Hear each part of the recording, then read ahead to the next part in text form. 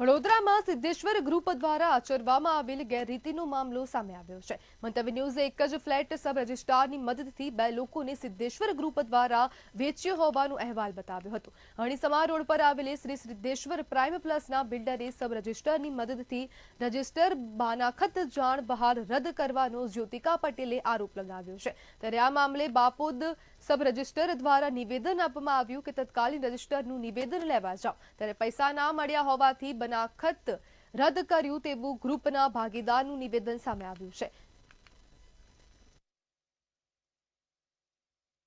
સિદ્ધેશ્વર ગ્રુપે જે સમા રોડ ઉપર એમની સાઈડ ચાલે છે એ સાઈડ સિદ્ધેશ્વરમાં મેં એમની સાઈડમાં રોકાણ કર્યું હતું। જે 6 પ્રોપર્ટી મેં અલગ અલગ જગ્યાએ લીધી હતી એમાં એમને પ્રોપર્ટીમાં એમને ડુપ્લિકેટ સાઇન કરી અને બીજાને વેચી દીધો અને એમાં 301 ફ્લેટ છે એમાં એમને રજિસ્ટ્રારમાં બાનાખત રદ કરી અને બીજાને એમને વેચી દીધું છે, જે મને જાણ નથી કરેલ। હું કંપનીનો ભાગીદાર છું।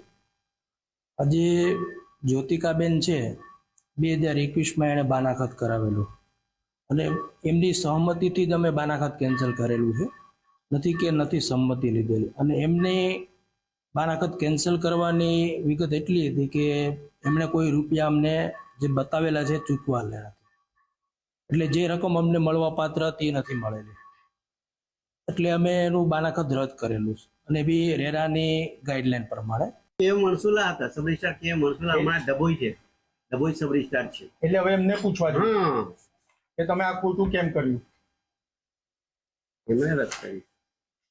એટલે મારે હવે એમને બાઇક લેવાની એવું? હા ને, એ 2021 ની વાત છે, મારી વાત જ નથી। તમારી નથી, પણ તમે એવું કહો છો કે સાચું છે। 2021 ની વાત છે, મારી છે જ નહીં વાત। સંસ્કારી નગરી વડોદરામાં અનોખો કિસ્સો બહાર આવ્યો છે। જ્યોતિકાબેન દીક્ષિતભાઈ પટેલ નું સાચું માનીએ તો રજિસ્ટર બાનાખાત હોવા છતાં પણ પ્રોપર્ટી બીજાના નામે થઈ ગઈ। આમાં સબ રજિસ્ટ્રાર અને એસપી ઇન્ફ્રા એટલે સિદ્ધેશ્વર ગ્રુપની મિલીભગતના કારણે જ્યોતિકાબેન પટેલને નુકસાન થયું છે। જ્યોતિકાબેન દીક્ષિતભાઈ પટેલના કહેવા અનુસાર તેમને સિદ્ધેશ્વર પ્રાઇમ પ્લસ ગ્રુપમાં ફ્લેટ બુક કરાવ્યો હતો, એના પેટે પૈસા આપી દીધા હતા અને રજિસ્ટર બાનાખાત પણ કરાવ્યો હતો, પરંતુ રજિસ્ટર બાનાખાત હોવા છતાં પણ સબ રજિસ્ટ્રાર અને સિદ્ધેશ્વર પ્રાઇમ પ્લસ ના બિલ્ડરોની મિલીભગતથી તે બાનાખાત એટલે બીજાના નામે થઈ ગયો।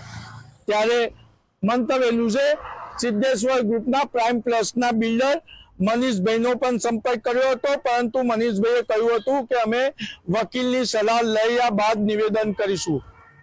ત્યારે હવે સવાલ એ ઉભો થાય છે કે સબ રજિસ્ટ્રાર ઓફિસમાં આ કૌભાંડ થયું કઈ રીતના? જ્યારે જ્યોતિકાબેન દીક્ષિતભાઈ પટેલે રજિસ્ટર બાનાખાત કરાવ્યું હોય તો તેમની મંજૂરી વિના શું રજિસ્ટર બાનાખાત રદ થઈ શકે ખરું અને બીજાના નામે ફ્લેટ થઈ શકે ખરો?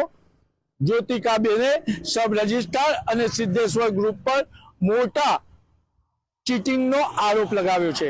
કેમેરામેન મિલિંદ મેલે સાથે નિલેશ બ્રહ્મભટ્ટ, મંતવ્ય ન્યૂઝ વડોદરા।